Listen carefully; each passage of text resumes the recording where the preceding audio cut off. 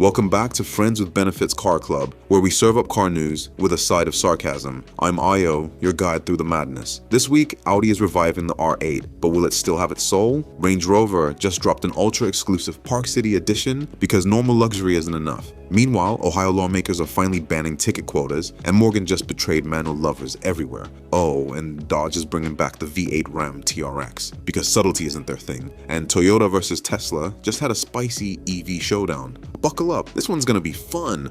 If you've ever looked at your Range Rover and thought, this just isn't exclusive enough, then boy, does Land Rover have a treat for you. Introducing the Range Rover Sport Park City Edition, a limited run luxury SUV designed specifically for those who think ski resorts should come with four wheels. This isn't just a Range Rover, it's a winter lover's dream on steroids, designed to fit right in with the multi-million-dollar chalets in Park City, Utah. This special edition Sport gets a frozen white paint job, so it blends in with the snow obviously, black contrast roof, so people still notice it, and special 23-inch wheels that say, I may never actually drive on snow, but I like the idea of it. Inside, it's just as ridiculous. Heated everything, a custom cabin scent, because rich people apparently hate normal air, and an exclusive membership to Range Rover House in Park City, which sounds more like a secret society than a car perk. What do you get with this membership? Oh, probably a warm towel, some free champagne, and the ability to say, oh, you don't have a Range Rover House membership. How sad. And if you're thinking, wow, this sounds amazing, where do I sign up? Well, good luck. Land Rover is making just 7 of these, meaning it's more exclusive than your local country club. The price? Not officially announced, but let's just say it's in if you have to ask, you can't afford it territory.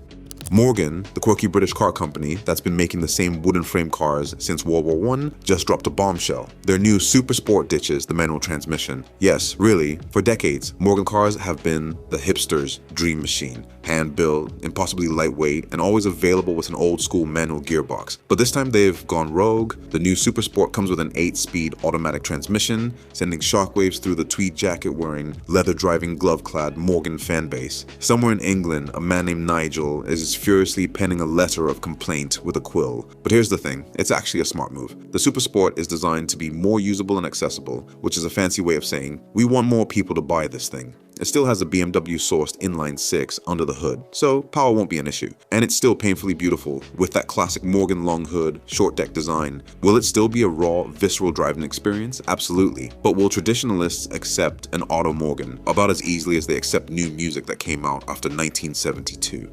For years, Ohio drivers have dealt with what can only be described as surprise taxation, aka police ticket quotas. Ever been pulled over for doing 36 and a 35? Well, that's because some departments had quotas to fill, and nothing fills city budgets faster than ticketing the daylights out of law-abiding drivers. But finally, Ohio lawmakers have decided, you know what? Maybe this is kind of messed up. A new bill is making its way through the system that would ban ticket quotas, meaning police departments can no longer require officers to meet a certain number of citations per month. For the average driver, this is huge news. It means fewer random traffic stops, less nitpicking over barely broken speed limits, and dare we say, an actual focus on real traffic safety issues instead of just padding municipal wallets. Of course, not everyone is happy. Some law enforcement officials argue that quotas never existed, which is about as believable as a used car salesman saying this one was only driven to church on Sundays. Others say this could lead to less enforcement and more reckless driving, which might have some merit. But let's be honest, most of these citations were about revenue, not safety. So for Ohioans, this could mean a future where driving 1 mile per hour over the speed limit isn't an instant crime. What a time to be alive.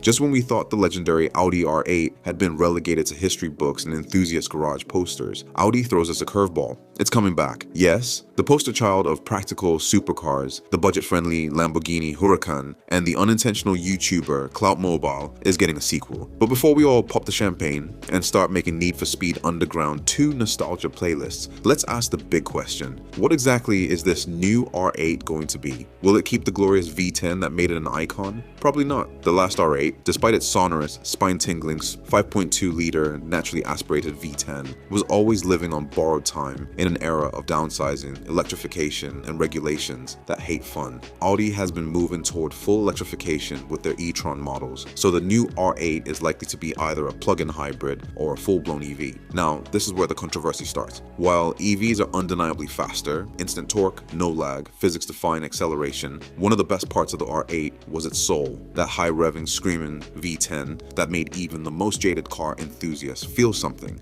If Audi replaces that with a silent, efficient, computer-controlled spaceship, is it even an R8 anymore? On the flip side, Audi's PPE, Premium Platform Electric architecture, has already proven it can deliver mind-blowing performance. The Audi RS e-tron GT, for example, is already putting down numbers that could embarrass some supercars, and if they fine-tune that formula for the R8's rebirth, it could still be an absolute rocket, just a silent one. The real question is, what does the R8 experience mean? Is it all about performance, or was the sound, feel, and old-school drama part of the magic? Audi has a tough balancing act ahead of them. Either make a futuristic EV that somehow captures the soul of its predecessor, or embrace a hybrid approach and try to please both sides. No matter what though, at least it's coming back. And in a world where so many cool cars are getting discontinued, that's a win. Even if it doesn't have a V10, we'll still take it over yet another SUV.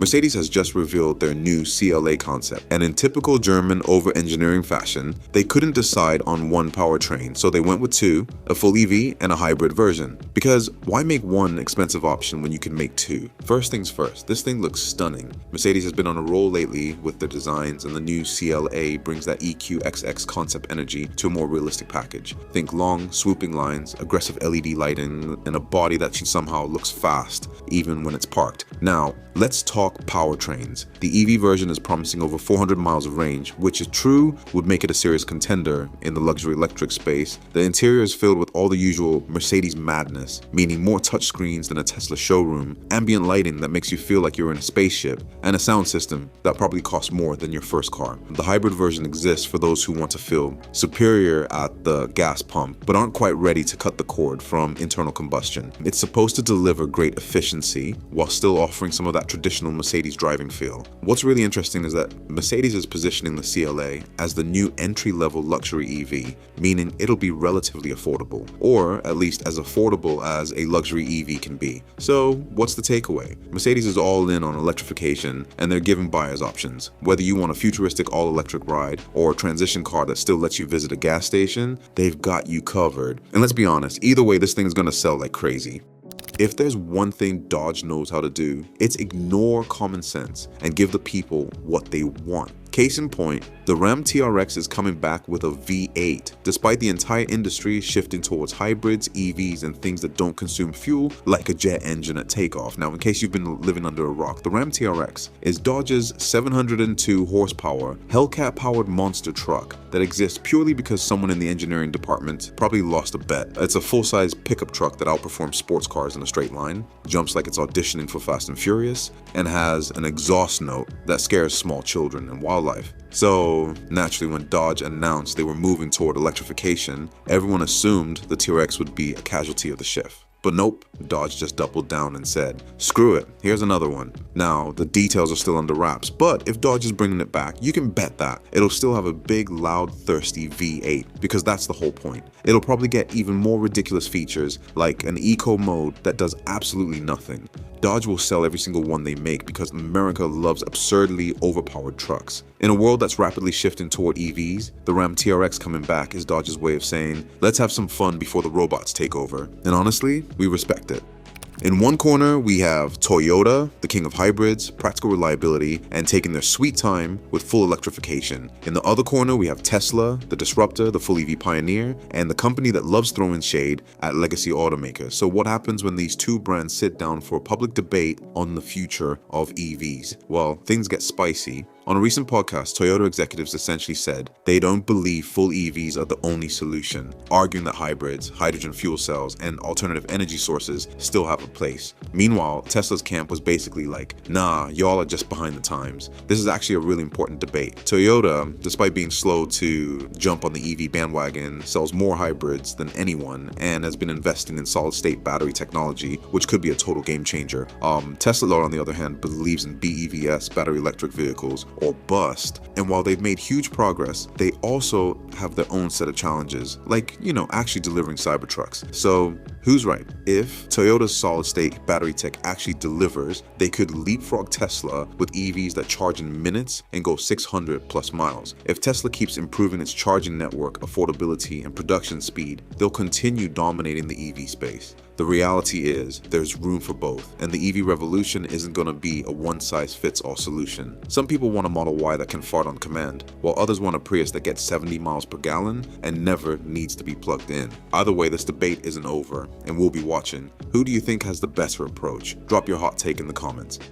And that's a wrap for today's chaos. We've covered everything from bougie Range Rovers to manual transmission heartbreaks, R8 resurrection news, and lawmakers finally doing their jobs. What a time to be alive. If you had fun, hit that like button like it owes you money. If you didn't, hit the dislike button. We can take it. Drop a comment below. Which story shocked you the most? Should Morgan have kept the manual? Will the R8 return with a V10? Or are we getting an Audi badged electric vacuum cleaner? And if you want to catch up on previous episodes, I'll leave them up on the screen for you. Seriously, thank you for watching to the end. It means the world to us. Whether you're here for the laughs, the news, or just to hang out, you're part of the Friends with Benefits family. As always, thanks for joining us on this ride. Until next time, keep dreaming, keep driving, and remember, if the car you're driving doesn't make you feel like a superhero, you're driving the wrong one. Friends with Benefits, driving off.